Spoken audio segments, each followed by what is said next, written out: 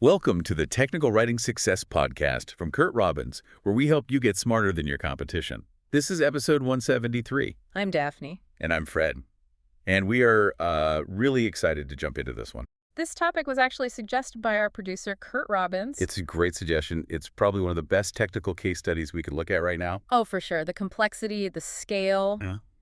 We're talking about the return of humans to the moon. And the technical documentation behind something like this, I mean, you can't even fathom it. No. So today, we're focusing on NASA's upcoming Artemis 2 mission. Our source material gives us a really fresh look at this. It's from an article called NASA's Upcoming Lunar Orbit is Poised to Make History. Okay. It was written by Rachel Kleinman, published on LinkedIn, January 3, 2026. So very current. Very current. So that really sets up our goal here, which is to understand the status of Artemis 2 right now. I mean, this is the first time humans are going to orbit the moon since Apollo 17. That's a long time. A very long time. And this mission, it's a 10-day crewed lunar flyby. It's all about testing the new systems. So let's start right there with the timeline. Because with a source date of early January 2026, things must be happening fast.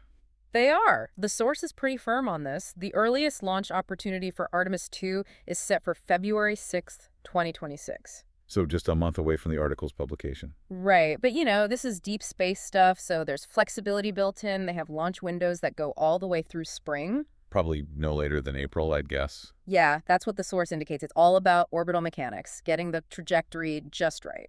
And that tight window puts a ton of pressure on all the pre-launch prep. This is where you really see the hardware in motion. The sources talk about moving the vehicle stack, which is a huge deal. It is a huge deal. They were targeting mid-January for that, so right around the 15th or 16th.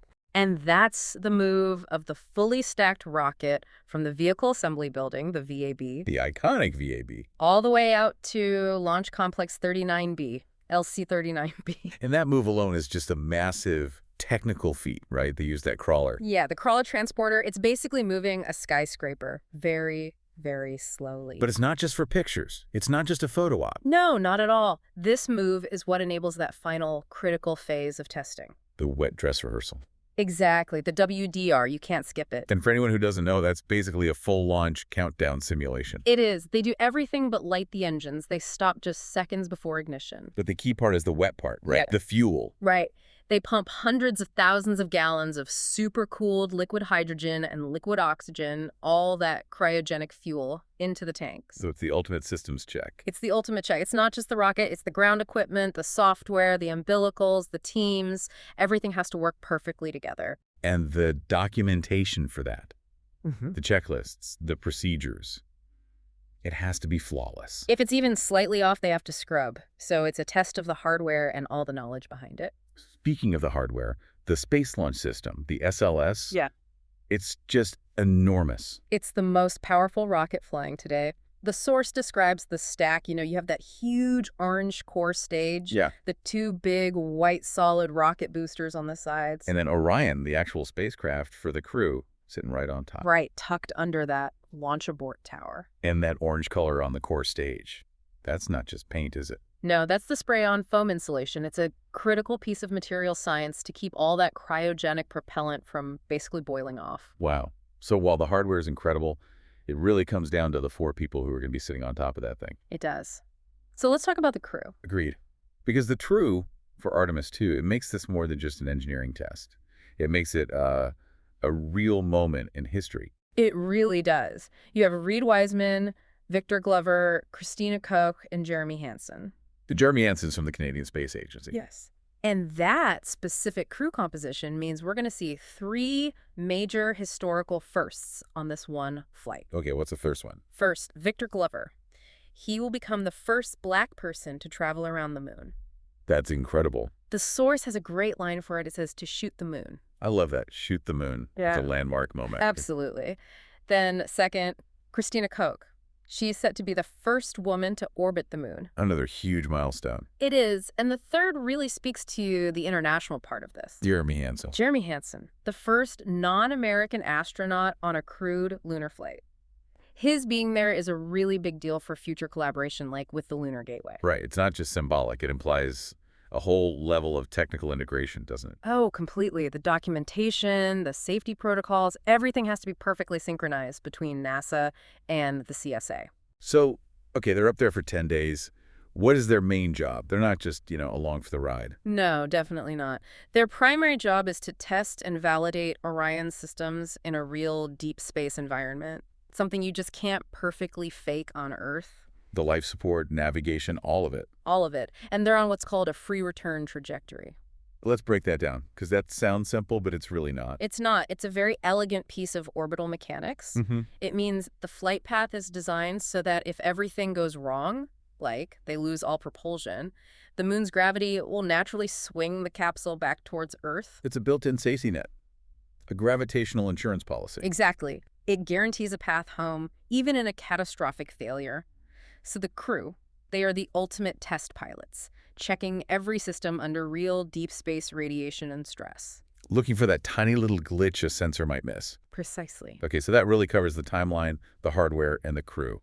I think this is a good spot to pause. Let's take a brief break for a special message from our producer, Kurt Robbins.